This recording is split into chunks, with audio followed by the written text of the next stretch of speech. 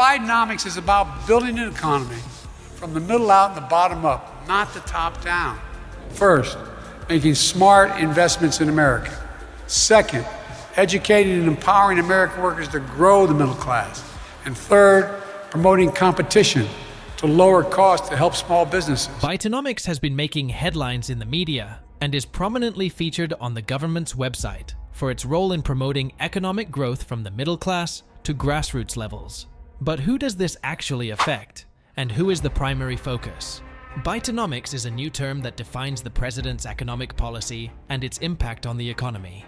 It's also the focal point of a heated debate surrounding whether Bidenomics is a positive or negative force for the middle class and the economy.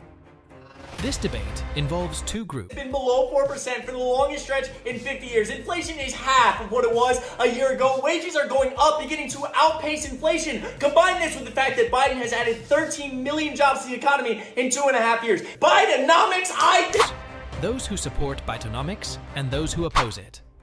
The economy is currently deeply divided, and in today's video, I'll explain what Bidenomics is and whether it's been positive or negative for the economy thus far.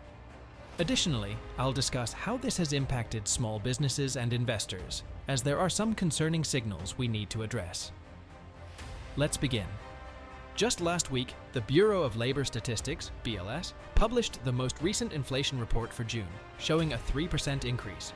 However, the core inflation rate, which is more critical, remains alarmingly high at 4.8%. To give you a clear picture of how much inflation is impacting us, consider this perspective from an economist at the Heritage Foundation. Take your hourly job rate and subtract $4.50 from it, solely to cover the cost of inflation. This equates to $750 per month, or a staggering $9,000 per year in hidden inflation taxes. This is one of the key reasons people are frustrated, because it feels like a deception.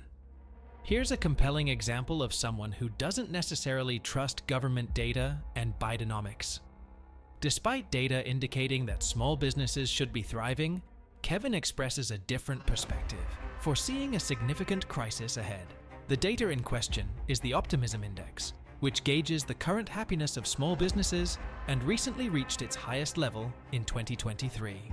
However, Kevin's argument revolves around the notion that the data doesn't present the complete picture. He argues that it typically takes anywhere from 12 to 18 months for the full impact of higher interest rates to be felt in the economy. The Federal Reserve began raising rates 16 months ago, back in March 2022, when rates were near zero. Now, interest rates have risen to over 5%.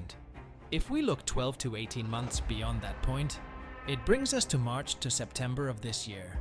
This time frame is when small businesses are expected